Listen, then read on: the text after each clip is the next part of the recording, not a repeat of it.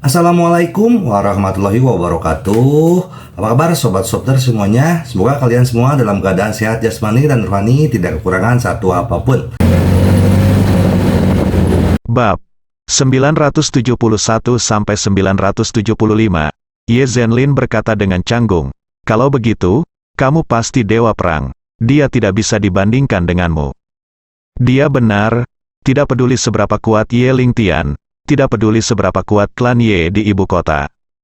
Dibandingkan dengan dewa perang Daxia yang melindungi negara, dia masih kalah. Lalu kenapa dia mengira aku bajingan? Apakah dia memenuhi syarat? Apakah keluarga Ye memenuhi syarat? Ye Junlin bertanya berulang kali. Tidak, keluarga Ye tidak memiliki kualifikasi di hadapanmu.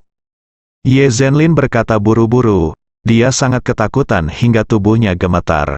Kamu masih ingin aku menghilang dari dunia? Aku khawatir keluarga Ye tidak memiliki kemampuan. Ye Junlin mencibir. Oke, aku bisa menerima kalian sebanyak yang kalian datang. Bang, Ye Zhenlin dan yang lainnya segera bersujud dan memohon belas kasihan. Dewa perang, kasihanilah aku.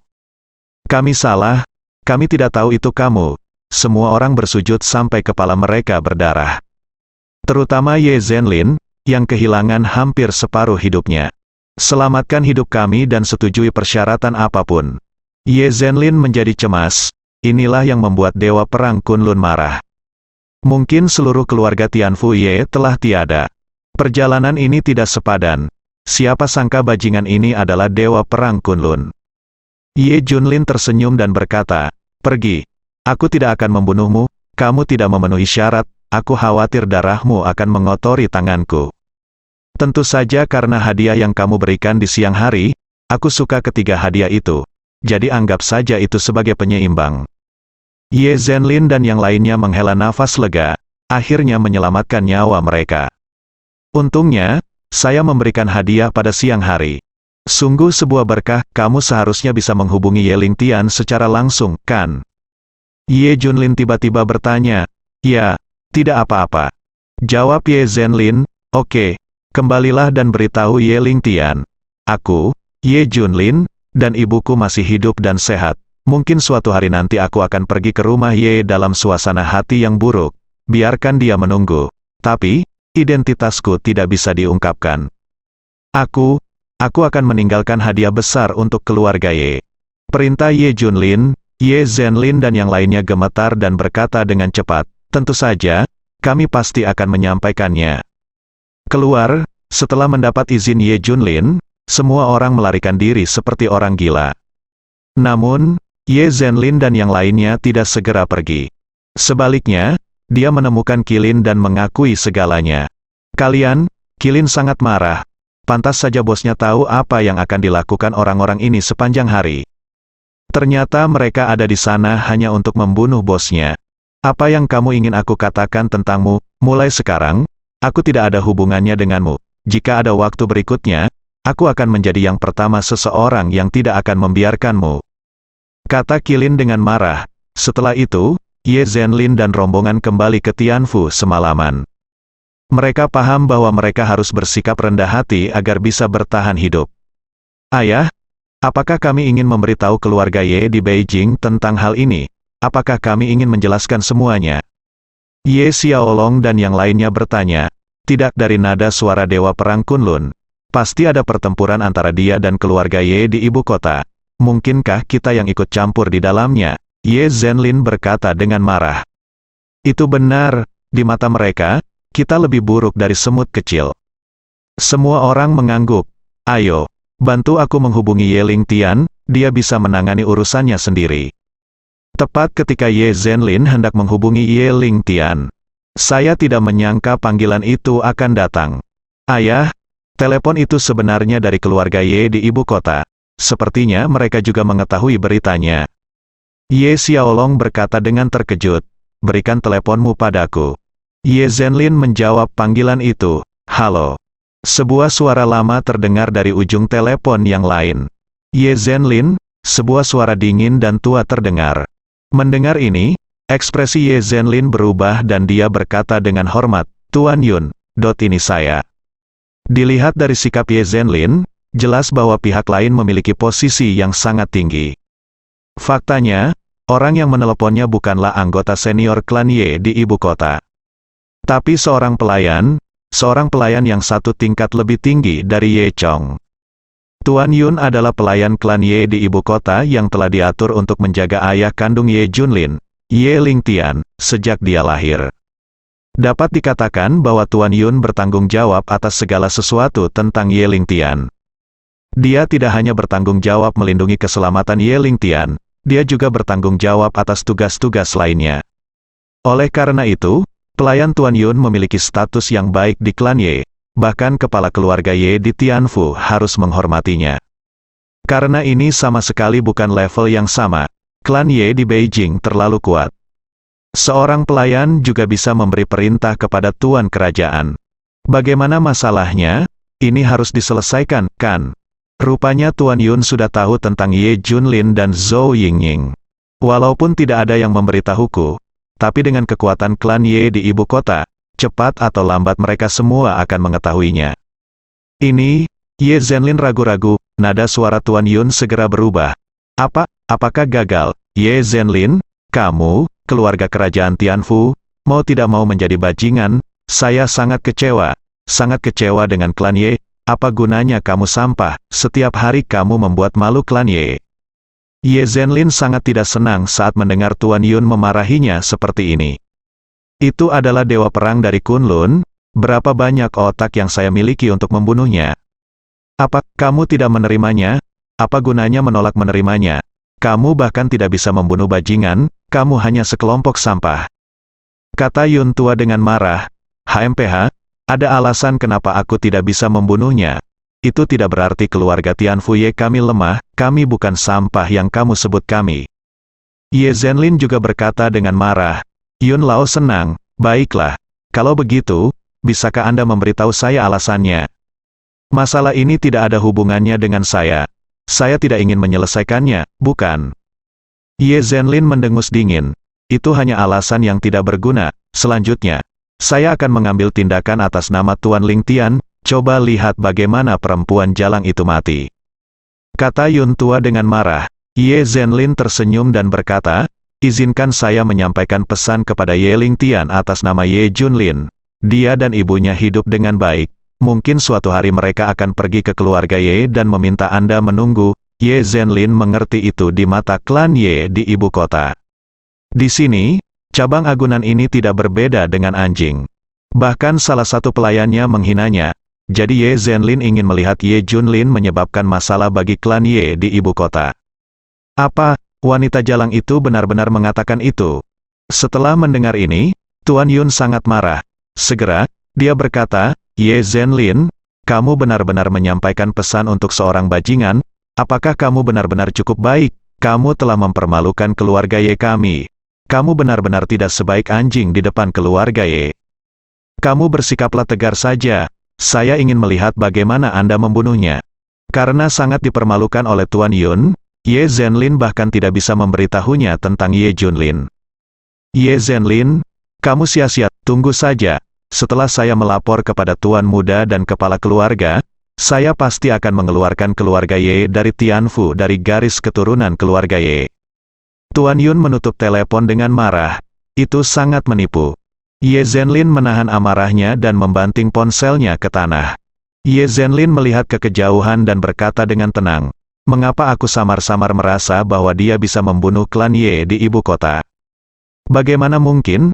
Lalu bagaimana jika dia adalah dewa perang Kunlun lagi? Dia tidak dapat mengguncang klan Ye di ibu kota dengan ribuan tahun berdirinya. Ye Xiaolong dan yang lainnya tentu saja tidak mempercayainya. Kalau begitu tunggu dan lihat saja, Tuan Yun di ujung telepon sedang berada di utara saat ini. Dia tampak murung, sampah. Semuanya sampah, jika kamu bahkan tidak bisa membunuh bajingan. Apakah kamu masih memenuhi syarat untuk menjadi anggota suku Ye? Kata Yun tua dengan marah. Ya, ada begitu banyak cabang dan afiliasi klan Ye di Daxia, tapi tidak satu pun yang bisa digunakan. Semuanya tidak berguna, kecuali nama keluarga Ye. Bagaimana mereka bisa layak menjadi klan Ye? Beberapa orang juga mengutuk dengan marah. Tuan Yun, apa yang harus kita lakukan selanjutnya? sampaikan kata-kata Ye Junlin kepada Tuan Ling Tian. Seseorang bertanya, tidak, hal semacam ini tidak boleh mempengaruhi Guru Ling Tian saat ini, kita harus menanganinya dengan tenang. Tuan Yun berkata dengan suara rendah, ya, upacara serah terima kepala keluarga berikutnya akan segera hadir. Tuan Muda Ling Tian akan menjadi kepala bangsawan klan Daun. Jika berita tentang wanita jalang dan wanita jalang ini tersebar saat ini, dampaknya akan sangat besar. Tuan Ling Tian telah menjadi penguasa baru klan Ye di ibu kota. Mulai sekarang, kita akan menjadi pelayan klan Ye dengan status tertinggi. Ini juga terkait dengan masa depan kita. Yang lain menganalisis. Ada dua kilatan di mata Tuan Yun. Iya, benar, sebagai pelayan, kita harus melindungi Tuan Ling Tian dari mengambil posisi kepala keluarga. Bunuh siapapun yang menjadi penghalang. Ye Junlin, bunuh Zhou Yingying, membunuh. Mengenai cara membunuh, saya punya cara. Sebuah lengkungan kejam terbentuk di sudut mulut Tuan Yun.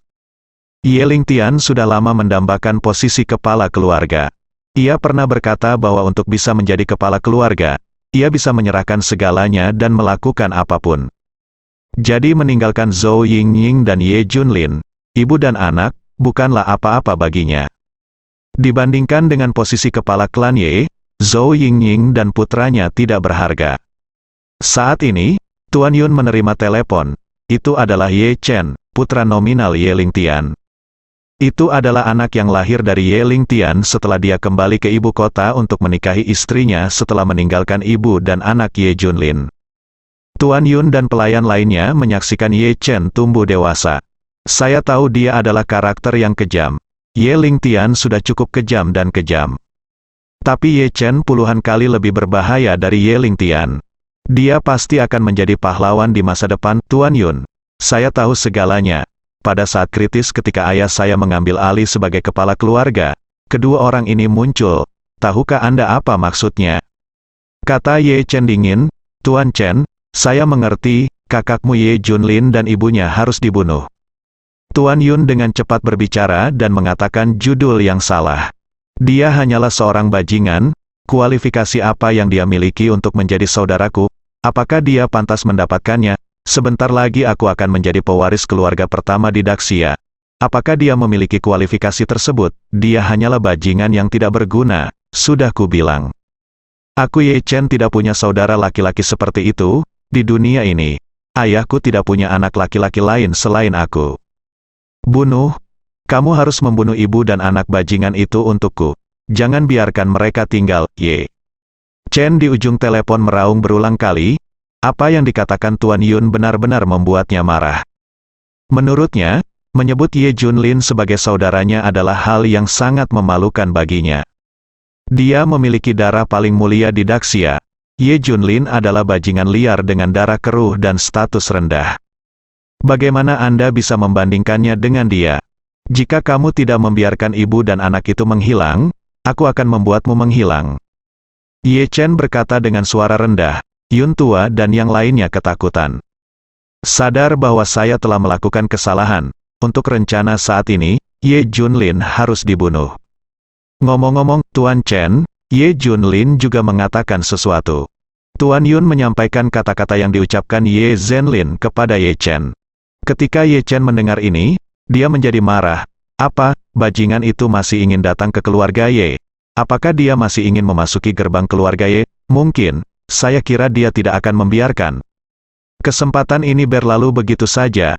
Dia tahu pengalaman hidupnya, dia harus memasuki gerbang keluarga Ye dengan cara apapun dan membiarkan keluarga Ye mengenali identitasnya. Kata Yun tua, tidak masuk akal, dia masih ingin bergabung dengan klan Ye kita. Kualifikasi apa yang dia miliki? Bagaimana bisa seorang bajingan begitu aneh? Klan Ye kita di ibu kota adalah kepala semua klan, keluarga pertama. Tidak pernah ada sampah, bajingan. Apakah kamu ingin menjadi bagian dari keluarga Ye? Apakah kamu ingin muncul di silsilah keluarga? Bagaimana mungkin?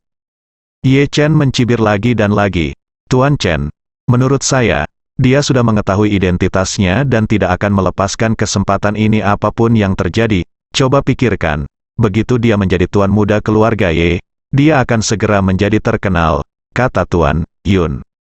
Selama aku di sini, Dia bahkan tidak bisa berpikir untuk masuk ke pintu keluarga Ye. Dia hanya angan-angan untuk memasuki pintu keluarga Ye dengan berlutut dan mengenali leluhurnya. Ye Chen berteriak keras.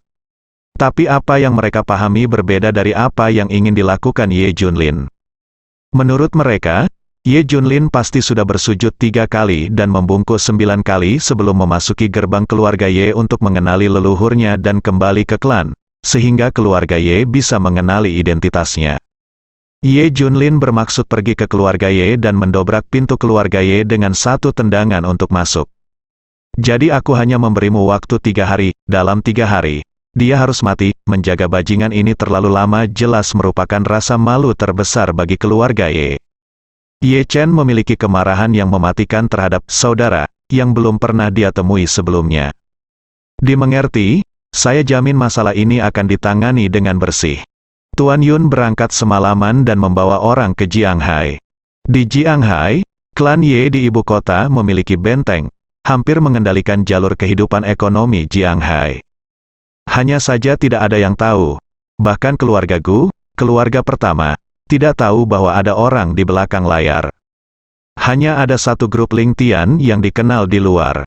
Seperti yang diketahui semua orang, ini adalah perusahaan milik Ye Ling Tian, yang digunakan untuk mengendalikan industri keluarga Ye di selatan.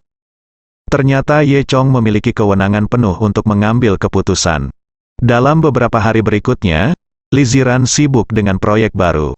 Tapi Fang Ziqing datang memberitahunya hari ini bahwa ada masalah dengan proyek ini. Awalnya tidak ada pesaing sama sekali. Yunting Group memiliki kewenangan penuh untuk memutuskan, dan itu sudah diputuskan. Namun hari ini, sebuah perusahaan besar tiba-tiba mengambil alih proyek tersebut, dan perilakunya sangat berlebihan. Fang Ziqing buru-buru berlari untuk memberitahu Li Ziran. Perusahaan yang mana? Li Ziran bertanya dengan rasa ingin tahu. Itu adalah sebuah perusahaan di Jianghai, bernama Ling Tian Group. Sebelumnya tidak memiliki reputasi, tetapi tiba-tiba muncul, ternyata aset. Perusahaan ini sangat menakutkan sehingga hampir mengendalikan jalur kehidupan ekonomi Jianghai. Yunting Group jauh lebih rendah. Kata Fang Ziqing, Li Ziran segera menanyakan tentang grup Ling Tian. Informasi tentang grup ini tidak bersifat rahasia, tetapi lebih sulit untuk diperiksa. Li Ziran berusaha sedikit dan akhirnya menemukannya. Perwakilan sah dari kelompok ini adalah Ye Ling Tian, nama yang sangat familiar. Sepertinya aku pernah mendengarnya di suatu tempat. Gumam Li Ziran pada dirinya sendiri, bukankah Ye Ling Tian, ayah kandung Ye Junlin? Li Ziran tiba-tiba memikirkannya, dan dia berkeringat dingin di sekujur tubuhnya. Menawar dengan keluarga Ye, bagaimana bisa? Untuk pertama kalinya, dia ingin menyerah, bagaimana Anda bisa bersaing? Terlebih lagi, pihak lain datang untuk mengambilnya. Saat ini, Sekretaris Fang Ziqing datang dan mengatakan beberapa patah kata padanya. Wajah Fang Ziqing terlihat sangat jelek. Dia berkata, sore ini, orang yang bertanggung jawab atas grup Ling Tian akan datang. Kalau begitu, Anda bisa menyapanya. Dia mungkin ada di sini untuk urusan proyek. Oke. Li Ziran menarik napas dalam-dalam beberapa kali. Bagaimana dengan kelompok Ye Ling Tian? Jadi bagaimana jika keluarga Ye kuat? Dia menghentikan proyek ini terlebih dahulu. Grup Ling Tian datang untuk merampoknya, dan itu tidak mungkin. Saat makan siang, Ye Junlin memandang Li Ziran dengan hati-hati dan bertanya, ada apa denganmu? Kamu terlihat sangat jelek. Tidak apa-apa, aku sakit kepala. Karena pekerjaan, Li Ziran tidak memberitahu Ye Junlin tentang grup Ling Tian. Dia takut Ye Junlin akan mengetahui tentang Ye Ling Tian dan menimbulkan masalah yang tidak perlu. Lebih baik tidak mengatakan apapun. Lagi pula, lengan tidak bisa memutar paha. Sore harinya, beberapa mobil berwarna hitam datang. Orang-orang dari grup Ling Tian ada di sini. Li Ziran pergi khusus untuk menyambutnya. Pemimpinnya adalah seorang wanita dan 2 pria, diikuti oleh beberapa asisten, datang dengan sikap mengancam. Li Ziran, ini benar-benar kamu? Wanita terkemuka itu tiba-tiba tertawa. Siapa kamu? Karena pihak lain memakai kacamata hitam, Li Ziran tidak mengenalinya. Ketika wanita itu melepas kacamata hitamnya, seluruh tubuh Li Ziran gemetar, dengan keterkejutan di matanya. Itu kamu. apakah kamu masih mengingatku? Kupikir kamu telah melupakanku. Wanita itu tersenyum menawan. Apakah kamu sekarang adalah eksekutif senior grup Ling Tian? Li Ziran bertanya, terima kasih. Saya baik-baik saja setelah diusir dari Jiangbei oleh Anda. Saat ini saya menjabat sebagai wakil presiden grup Ling Tian, wanita itu berkata sambil tersenyum. Nama wanita ini adalah Guan Liuyan. Dia pernah menjadi sahabat dan murid senior Li Ziran. Dialah yang membawa Li Ziran ke tempat kerja, dan dia setara dengan setengah master. Dia dirawat dalam segala hal, baru kemudian Li Ziran menyadari bahwa semua ini hanyalah ilusi. Bersikap baik padanya berarti lebih dekat dengan Ye Junlin. Saat itu, Ye Junlin sudah mendirikan grup Junlin dan karirnya melejit. Guan Liuyan juga secara bertahap menunjukkan ambisinya, dan sering berkomplot melawan Li Ziran, menyebabkan serangkaian ilusi salah paham terhadap Ye Junlin.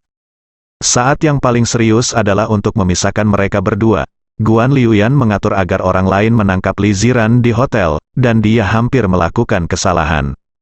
Biarkan Ye Junlin mencari tahu dan mengusirnya sepenuhnya dari Jiangbei. Jadi kedua orang itu adalah musuh. Dikatakan bahwa musuh sangat iri saat bertemu. Li Ziran mencibir dan berkata, kamu tidak harus masuk, kan? Orang-orang tertentu tidak diterima di perusahaan kita. Li Ziran, apa maksudmu? Saya di sini atas nama grup Ling Tian hari ini. Oke, apakah kamu berani menolak grup Ling Tian? Guan Liuyan berkata dengan marah. Pada akhirnya, Li Ziran tidak punya pilihan selain membawa beberapa orang ke dalam perusahaan. Di ruang konferensi, haruskah kami memberitahukan tujuanmu secara langsung? Aku sangat sibuk. Li Ziran berkata langsung pada intinya. Guan Liuyan tersenyum dan berkata, kami di sini kali ini hanya untuk proyek teknologi itu. Saya dengar proyek itu telah diambil alih oleh perusahaan Anda. Ya, benar. Saya telah mengambil alih proyek tersebut, dan Anda tidak punya harapan. Kamu tidak bisa, ambil saja. Sikap Li Ziran sangat keras. Guan Liuyan tersenyum dan berkata, ya. Kami di sini untuk mengambil proyek ini, dia berkata dengan merendahkan. Li Ziran, saya kira Anda tahu sesuatu tentang grup Ling Tian, kan? Lalu saya perintahkan Anda untuk menghentikan proyek ini atas nama grup Ling Tian, berikan pada kami, terlalu berlebihan, arogan, jangan merahasiakannya, ini adalah kepercayaan dari grup Ling Tian, bersambung.